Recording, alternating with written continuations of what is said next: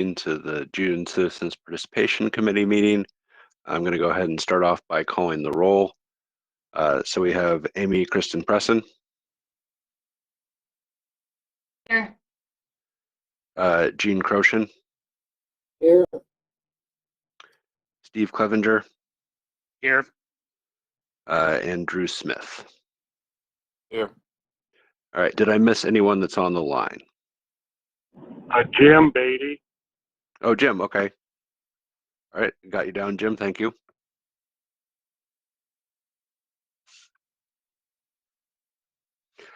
Okay. So with that, the first item will be approval of the meeting minutes from the last meeting. So I would entertain a motion to approve those unless there are any corrections. So moved. Do we have a motion? I move that the minutes be approved. And could we get a second on that? I'll second. Okay, we have a motion and a second. So we'll go ahead and approve those by roll call vote. Amy Kristen Presson. Gene Croshan. Yes. Jim Beatty. Yes. Steve Clevenger. Yes. Andrew Smith. Yes. All right, thank you, everyone. The minutes are approved from our last meeting.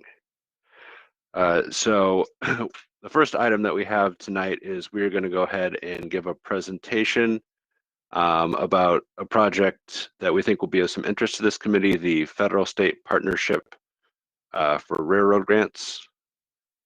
So what this is, if I can get this, there we go. So this is something that was signed into legislation with the passing of the most recent Federal Transportation Act near the end of 2021. And so I'm going to kind of talk about what we're doing here in Tippecanoe County to move forward with this program. I will be taking some questions at the end, so we can take those certainly from those on the call here, but also anyone watching on the stream. If you want to go ahead and drop any questions you have in the chat pod there, we will go ahead and take those as well. Okay, so first, kind of just as some sort of background information about passenger rail in Tippecanoe County. Some of you may know this, but up until 2019, we had two lines running through Tippecanoe County. We had the Cardinal line and the Hoosier State line. So the Hoosier State line operated 4 days a week, and the Cardinal operated on the 3 days that the Hoosier State didn't operate. So we did have, one train running through here every day, but there was only one. However, in 2019, there had kind of been at that point some mounting issues with increasing costs for operating the Hoosier State service, as well as, unfortunately, some on-time performance that was a little bit poor. So because of those reasons, that service was shut down. And the Cardinal still does operate 3 days per week. It operates Monday, Thursday, and Saturday. And that link I have there, if you're really super interested about everywhere that line goes and where you can get to by taking the Cardinal route, I have Amtrak's website there. You can look it up. But the main places that or destinations that people would go to from here would be, of course, either Chicago or Indianapolis. Those would kind of be the first two closest points that people would want to get to in most circumstances, although you can get a little bit farther. Okay, so specifically kind of talking about the Hoosier State line, which was, of course, discontinued. So this is something that did have some pretty heavy local support here. A lot of our elected officials very vocally supported the Hoosier State line all the way up until it closed. There were a couple times when there was some talk of closing that line before it actually did close down.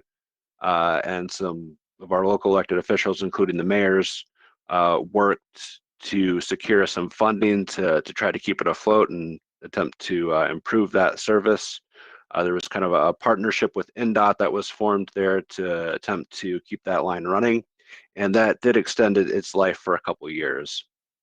Additionally, many of these same local elected officials have expressed their support for reviving passenger rail for Tippecanoe County. As I mentioned earlier, only having kind of, 3 lines, or excuse me, service 3 days a week running through Tippecanoe County really isn't enough to generate a high volume of people using the service. So we did have some meetings with elected officials to kind of talk about this, and they were also indicated that they were willing to provide some letters of support for the grant that we applied for, which I'm going to get into in a little more detail later on in the presentation.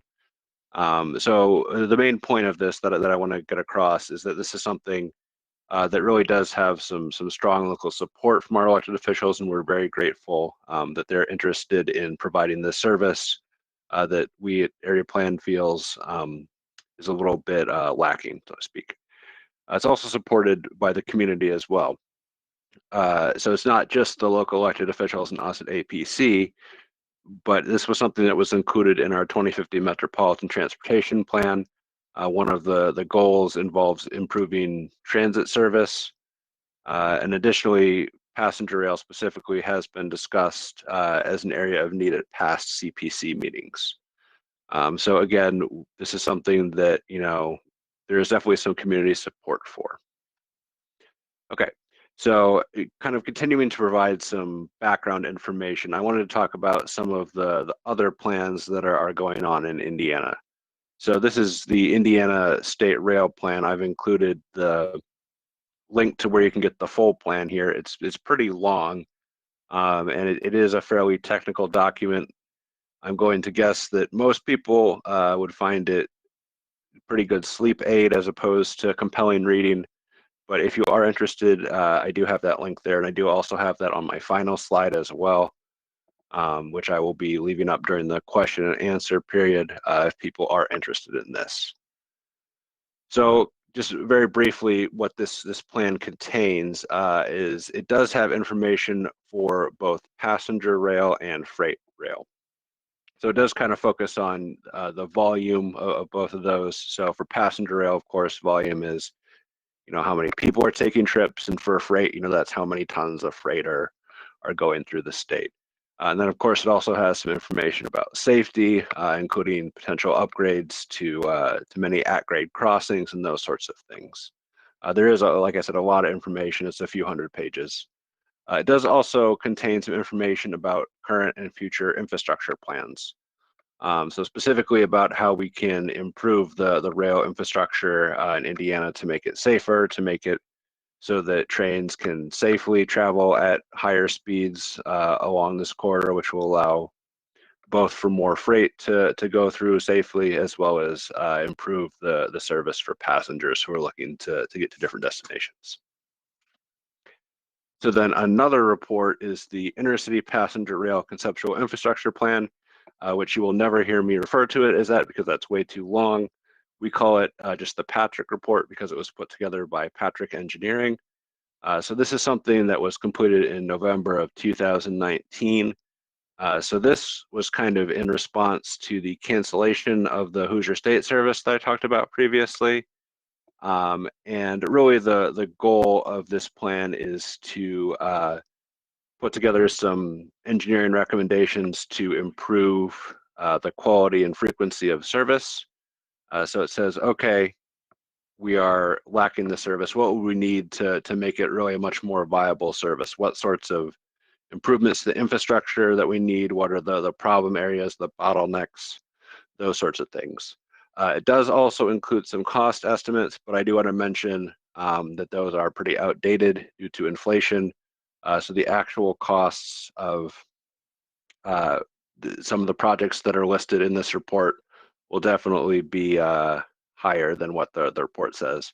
And again, I do have the link there where you can look at this plan. This one's much shorter and probably at least a little more interesting, I think, in my opinion. And again, I will have this link on my last slide when we do questions and answers. Okay, so with all that in mind, how can we kind of address some of that problem? Well, one of the main ways we can do that is through putting some funding together. Like I said, these projects are not cheap.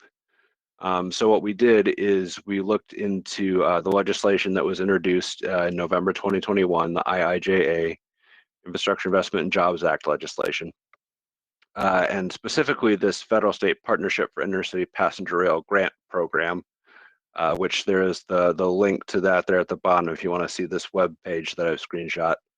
And it has several links there that you can go through that has some more specific information. So this funding is only for passenger rail projects. So it cannot be used for any projects that will only benefit freight.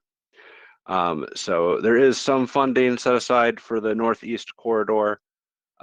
So that's that 8.9 billion there at the bottom. So that money is not anything we can access at all. That's kind of for some pre-planned improvements that's been set aside. So we have access to a share of the 4.566 billion. And applications for this were due on April 21st. We did submit one, which I'm going to get into what we submitted for specifically in my next couple of slides. So what we were looking at is we went back to that Patrick report that I talked about, and we applied for the 2 highest priority projects. So one of those projects was the Monon Curve Realignment Project, which is in Monon, and it seeks to straighten out a curve. And the other is a project right here in Tippecanoe County in the Lafayette Yard, which basically there is a section where if there are trains that are very long, they will kind of create a bottleneck. And so this allows essentially for one train to sit there and another train to have some track where they can pass that train that's just waiting there. So that does help improve things by reducing some of that delay. So we did in our application use some maps, graphics, and other information from both the Patrick report and the Indiana State Rail Plan in our application, as well as securing some letters of support from local elected officials. So more specifically, so this is where the Monon Curve realignment look like the location of the project in that graphic there on the right of the slide. So currently the speed through the curve is 15 miles an hour. Realignment will allow for speeds of up to 40 miles an hour. That may not seem super significant. However, one of the things you have to remember is that when trains are in motion, they're very, very large. So it takes them a long time to either get up to speed or to reduce their speed.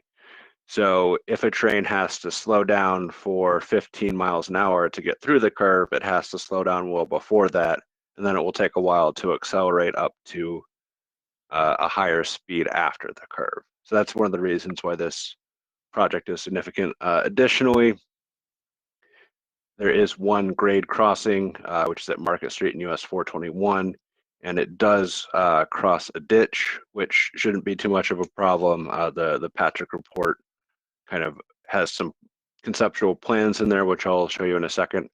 However, the biggest thing about this project is that it will require some land to be purchased. So if we look on this slide, I'm not sure how well it's going to show up on the screen that you're viewing, but some of these areas in green are potential properties that may need to be purchased in order to facilitate this project. So that is going to be one of the biggest costs for this. And like I said, this is taken directly from the Patrick report. And this is just kind of some very loose preliminary plans for what the project might look like. And then our next project is the one here in Tippecanoe County, the Lafayette Yard improvement. So currently, any freight trains that are over 3,750 feet long will kind of sit there, and there's no way for other passenger trains that are entering the yard to essentially get around them. So what this will do is extend yard lead tracks and add additional crossovers. which all that really means is that there's a way that they don't have to slow down so much and wait for the large freight train. It does cross the Widewater Ditch, which is no longer in service. So again, this is kind of a plus for this project. Normally when you have things like that in play, it takes some additional engineering work and some additional money to do that. But fortunately, that was not an issue with that. And another big difference between this project and the last project is that all improvements are within the yard, so no new land will need to be purchased. So we will not run into any potential issues with the land acquisition phase for this project. So this one is probably a little bit harder to see, and I'm not sure if it's worth kind of going through, but I have included it for completeness. Again, this is included in the Patrick report. Essentially what you can see, if you are able to, is that there will kind of be two parallel bits of track there where trains can pass each other.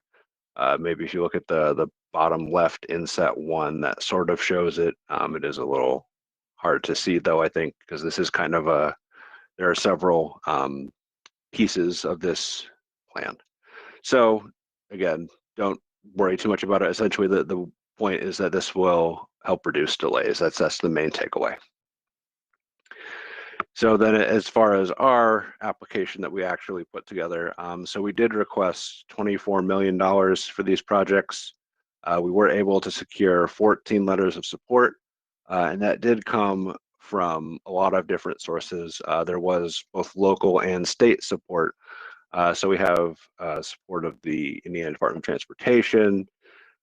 We have support from Purdue University, from several local elected officials, including both mayors.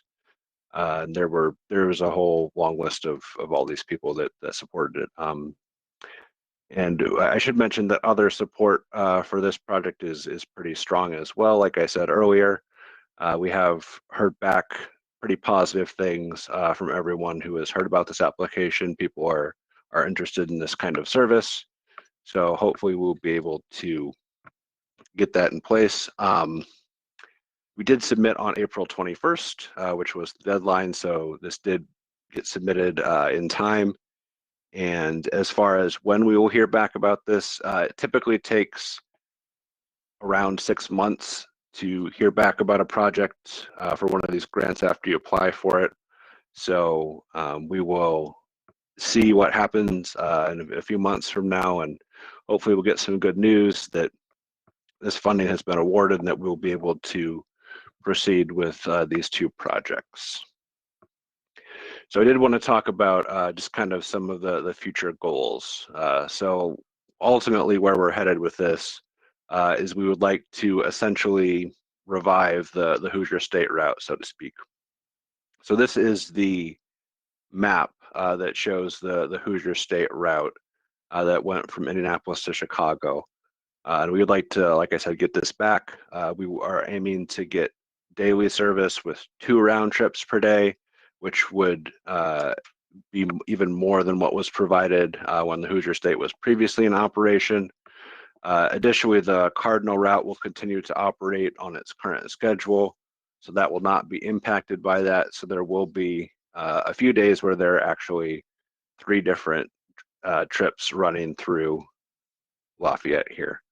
There are also some additional track maintenance projects beyond what we've applied for that will need to be completed in order to really increase the travel speeds to make sure that the current railroad infrastructure, which is unfortunately pretty old in a lot of places, will be able to accommodate the passenger trains going through this corridor.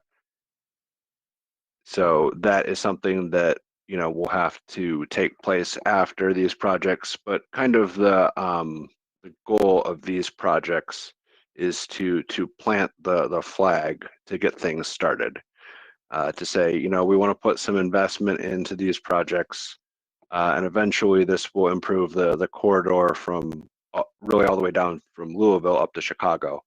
And we've partnered with several other agencies that are working on different portions of this corridor.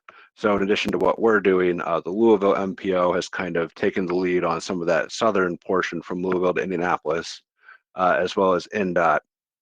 They're also working on this. Now, one variable that is outside of our control is what will happen in Illinois. So if we go back here, you will notice that obviously to get to Chicago, of course, you have to go through Illinois there for the last leg of your trip. And we have not had much communication with Illinois, so we're not quite sure what they will be doing.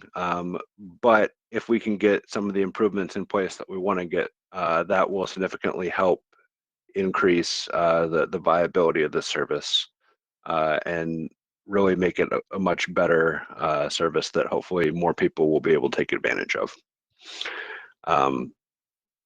And like I said, additional track maintenance projects will be completed to increase the travel speeds throughout the corridor. Again, I do want to mention that these two projects that we applied for are not going to magically fix things. They're just the starting point.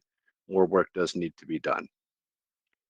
Okay, so with that, I will take questions at this time. So maybe we'll see if there are any questions that came in through the stream, and then after that, I will open it up to the committee. Okay, so on Facebook and YouTube, there are no public comments at this time. Okay, so anyone on the committee, if you have any questions, feel free to go ahead and speak up. Oh, this is Drew Smith. Just one question. If you guys don't receive the funding for, the grants, the grant funding that you need, are there any alternative plans to probably proceed on a smaller scale with this project? Yeah, that's a great question. So really, we do need more funding than we would have locally available. So we do need some kind of assistance. Currently, this federal-state partnership is the main one. And if we don't get the funds this time, we can continue to apply for funding in the future. So it's like an annual thing, right? There's an annual grant that we can apply for some of that funding, and I believe it's about the same amount every year. It's about that same, 4 point whatever 5 something billion, I think it was.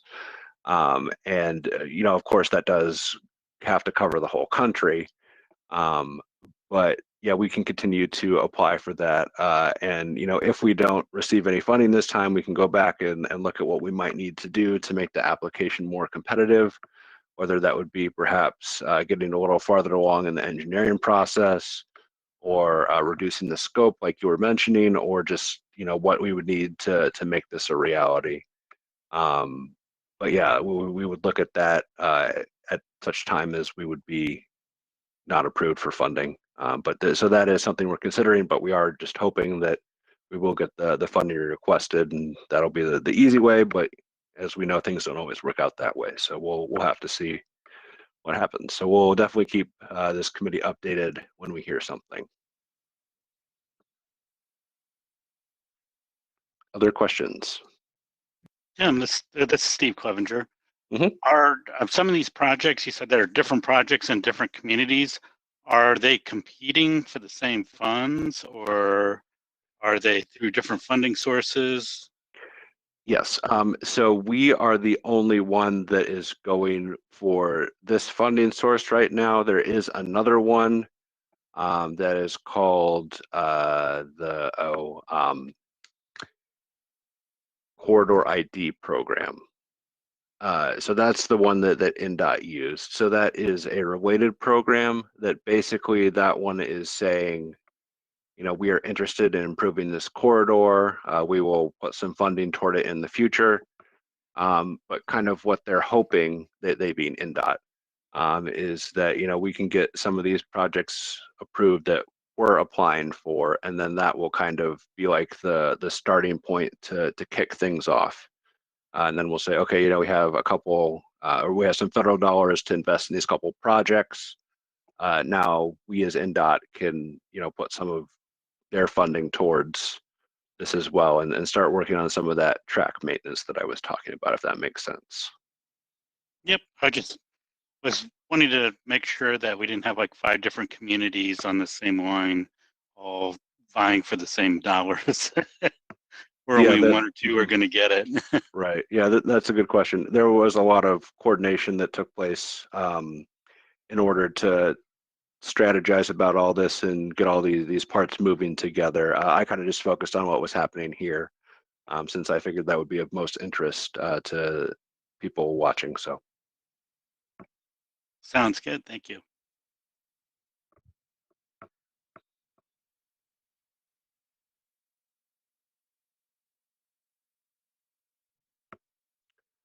okay. Any other questions?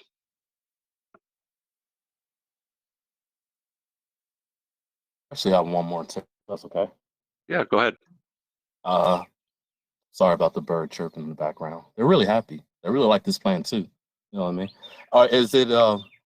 This is going to be way down the line, but is the whole goal of this? We have a lot of, I'm here in Greater Lafayette. We have a lot of unused railroad tracks even for passenger trolleys. Is there any talk about potentially bringing that back? 10, 15 years down the line after all is said and done, if this was a success? Just curious question. Mm-hmm. Yeah. So this, our focus right now is really getting the big destination points connected and running. I think what you're talking about is much more of a smaller scale local thing, where it would be, people taking shorter trips on something like maybe a trolley or some sort of line like that. There have not been any conversations about that I have been involved in. But if this takes off, you never know. There may be more of an appetite for that kind of service to return. My guess would be probably not, but you never know. Stranger things have happened. That's true. Thank you, man. You're welcome. Aria, are there any more questions or any questions that we got from the stream chats? Nothing currently. Okay. All right, then I will take one more call for questions before we move on to the next agenda item.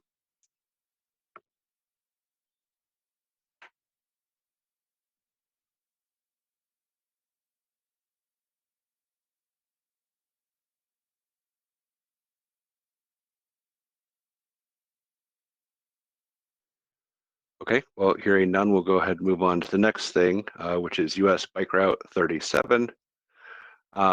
So I thought first it might be helpful to just explain what a US Bike Route is. So what I'm showing on the screen now is the website of an organization called Adventure Cycling. And they have a nice definition here of the US Bike Route system. So this is developing a national network of bicycle routes connecting urban and rural communities via assigned roads and trails. This is something that's created with public input. US bicycle routes direct bicyclists to a preferred route through a city, county, or state, creating opportunities for people everywhere to bicycle for travel, transportation, and recreation. So just to kind of drill down into what I think are a couple of the key points. So this is a national network of routes. So the intent is often for people who want to travel longer distances to connect these communities, and it is through both roads and trails. So generally, these bike routes go along existing infrastructure. And it is something that's created with public input, which is going to come into play with the rest of the news that I have to share here. So one of the things that we've been working on for a while is to get US Bike Route 37, which runs from Indianapolis to Chicago, into officially into the system, I guess. So we have been working on that, and we talked to INDOT about it, and they submitted an application in order to be able to have that officially approved.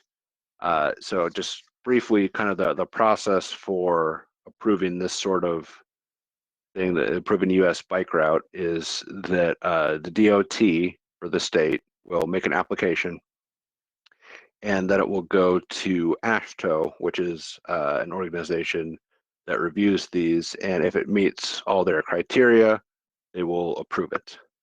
So we had everything in place, or so we thought, to get this up and running. However, what we found is that INDOT kind of made a decision to remove their application at the last minute. So specifically, what they said was that INDOT has decided to postpone the official designation of US Bike Route 37. They also mentioned that this is the first time they have done extensive public comment, and they received some insightful suggestions and concerns, and they want to review those findings, and they do plan to resubmit a new proposal for US Bike Route 37 in the near future. So as far as the submitting the proposal for a US bike route, there are 2 windows when you can do this. AASHTO will only approve these at like a spring meeting and a fall meeting, so to speak. So you have 2 chances each year to get one of these approved. So initially we had hoped to hit this spring approval, but because of what happened with INDOT's decision, our next chance would be in the fall. Now you may have noted in what I said earlier that INDOT did receive some suggestions and concerns. So we have asked them what those suggestions, concerns, comments, whatever you want to call them. So we've asked for a copy of those. We have not been able to receive those yet at this point in time. So we're still hopeful that we can get those and see if maybe there's anything that we can do here as the MPO to kind of help keep this moving, because this is something it's been in process for a few years. So we'd really like to see this get across the finish line. You know, we think this is a pretty good project, or it's not necessarily a project per se, but this is a pretty good initiative, and that it would be of some benefit to our community to be able to, you know, put up some signage that directs people to how to get through here. And so we are hopeful that we can get that going without too much more delay. But this is all kind of pretty brand new, hot off the presses news. So we're just going to kind of keep an eye on it and see what we can do. And like I said, hopefully we'll be able to get things started back up and there won't be too much more delay in getting this bike route established. Are there any questions about this? On Facebook and YouTube, I have no comments at this time. Okay. Any questions from the committee? This is Gene. Is there a tentative plan of going through Tippecanoe County? Yes, this route would run through Tippecanoe County. I might be able to, I think this is, yeah, here we go. So this is the route. Now this does show, you know, kind of the whole thing. So let me see if I can get this so that we get in the right place here. I might be able to dig up the bike with GPS link for you. That would be a user want to zoom in on and stuff. Let me see if I can get that. Yeah, so we're, you know, right around here. So this is, like I said, this is the easiest one to see, but it would run, as you can see, right through kind of the heart of Tippecanoe County through Lafayette here.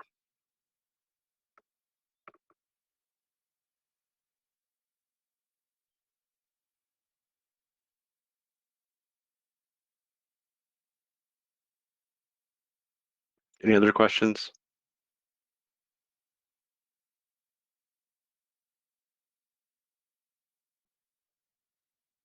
Hey, Tim, this is Amy.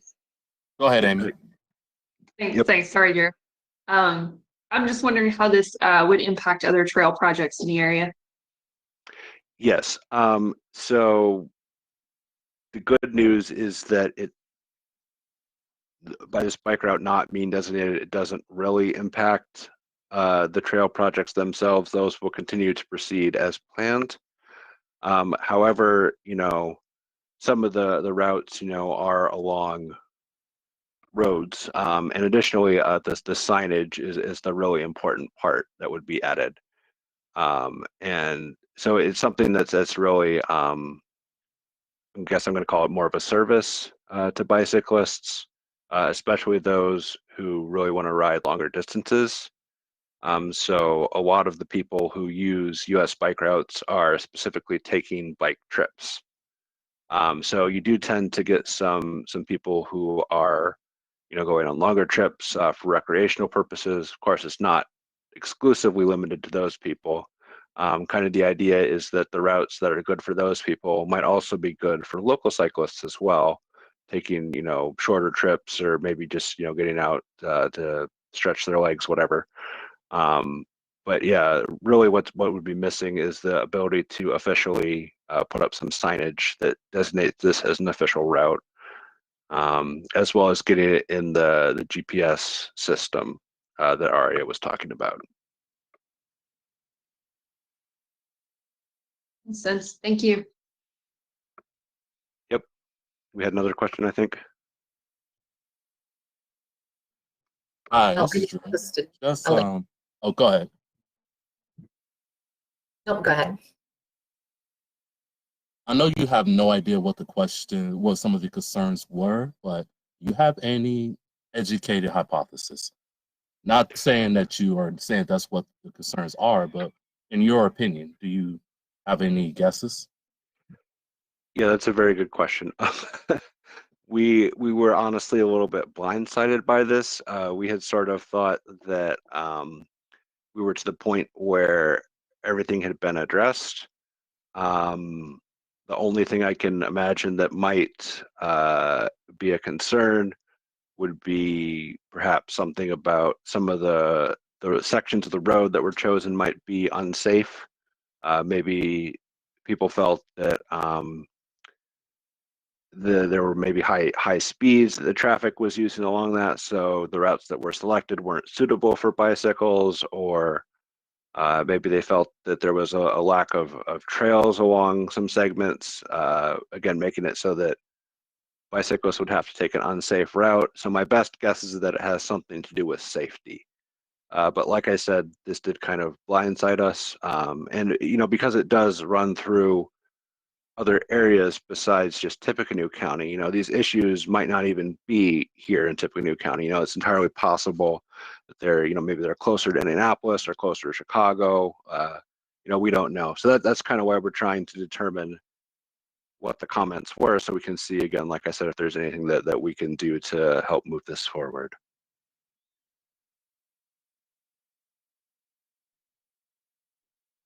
Also, hopefully, this is the ride with GPS that Aria was talking about. So it does have some nice features, including some grade changes here, which you could, kind of zoom around and look into. So if we maybe go a little closer to Lafayette, and then you can find that for different sections as you're riding along this. So I think this is something that's pretty helpful for riders as they're using it. Any other questions? Yes, Gene, is there a good path over the river in Lafayette for bikes?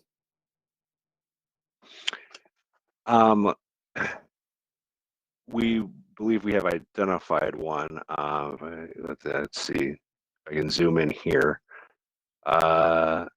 Yeah, so right here you can see it, coming through downtown Lafayette, right over the bridge here. And then, so I don't know if we would call this the best path. Obviously, there are some safety crossing issues in this area, of course, but there is at least a path.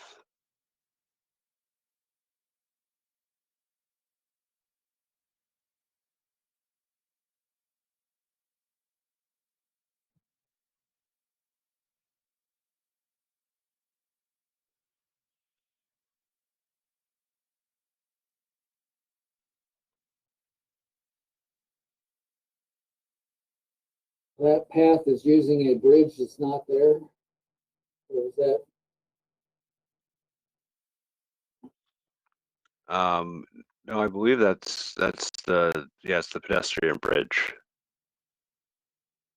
Oh, it's pedestrian bridge. Okay.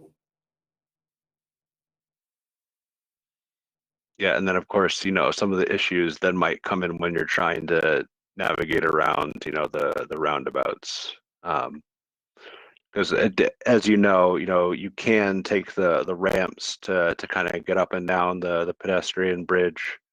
It is a little bit of a circuitous route to take those, or I guess you could get off your bike for a little bit and carry it up the stairs. But yeah, then once you get down to those roundabouts, that potentially could be area of some concern depending on when you're going there, at what time of day. But that is probably better than trying to use South or Columbia to get across, I would think. So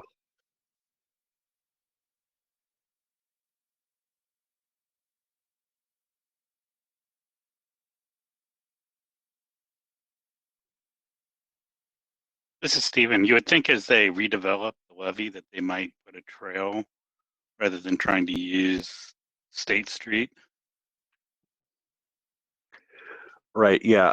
So I should mention that part of the goal of this was to get something in place with infrastructure that currently exists, and then once more infrastructure does come in, then you can reroute these bike routes. But for now, we got to kind of go with what's available.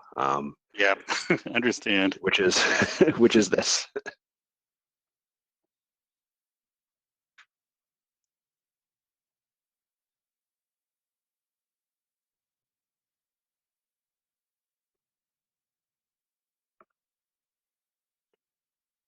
Did we get anything coming in from the stream, Aria? Yep, so on Facebook and YouTube at this time, there are no public comments. Okay. So I'll take one more call for questions from the meeting here.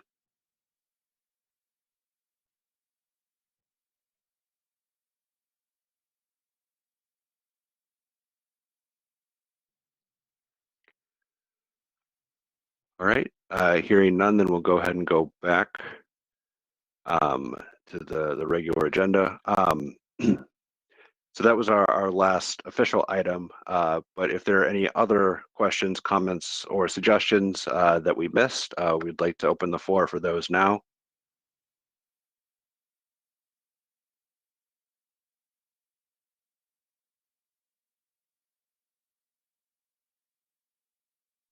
And while we wait to see if we get any last minute comments from the stream, I will mention that we do have 2 more meetings this year, which are listed here. So our next meeting will be on September 13th, and then we do have one on December 13th as well. So September 13th is our next meeting. And that, of course, will be virtual, so same format.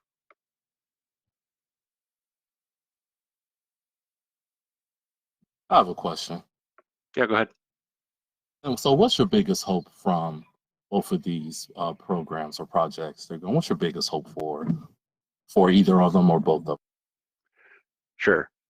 So really the main goal with these types of things is to reduce our dependence on automobiles. So for many, many years, not just here in Tippecanoe County, but throughout the United States, that was kind of the primary way that people got around was, they would own their own car and drive it wherever. And while there still certainly is a place for that sort of thing, many people feel like, they might like to have other options. So, maybe they still own a personal vehicle and they might take trips with that sometimes. But, if they're going to, let's say, the airport in Indianapolis to, fly to, I don't know, wherever you would want to go, then it might be really nice to be able to reliably take the train down to know, hey, I can get on this train, I can get down there in time for my flight. I don't have to mess around with parking or any of that stuff at the airport, right? And I can just get down there and go. So, those sorts of options are very beneficial to have in some cases. for the railroad one. And then for the bike route, you know, some people do like to bike to work. They like to take short trips or just recreational trips, or maybe even, you know, take a week or two off of work just to, you know, kind of bike and see some of the scenery. So the goal is just to provide options that people see as safe and reliable to travel around in ways that aren't just getting in their car and driving from point A to point B. Thank you, sir. Yeah, you're welcome. Good question. I've got Maria, one. did we get? Oh yeah, go ahead, Gene. On bus service, which is another way of doing it. Mhm. Seems like when we moved the bus service out of Really Plaza area, the Greyhound experience degraded rapidly. It, it just seems like it's an afterthought with a sign, a little sign, and that's pretty much it. Not really encouraging bus service. Yeah,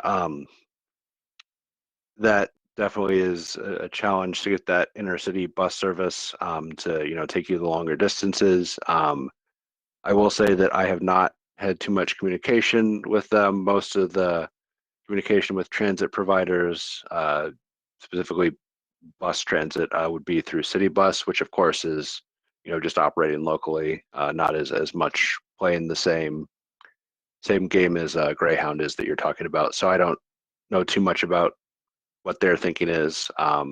That's something that haven't really had any conversations about, so I can't speak to it. But I think your point is well taken.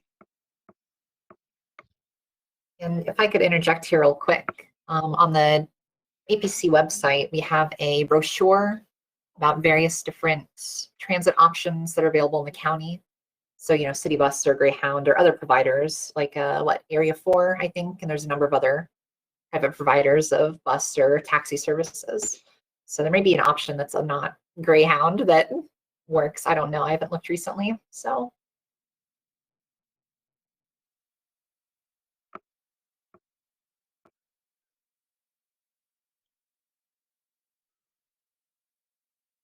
Are there any further comments or questions? I currently have none on Facebook and YouTube. Okay, so with that, unless there are any objections, I believe we can adjourn, and I look forward to seeing you all on September 13th. Thank you for a good meeting. Yeah, you Yep. did great, Thank man. you. Thanks, everyone. Thank you.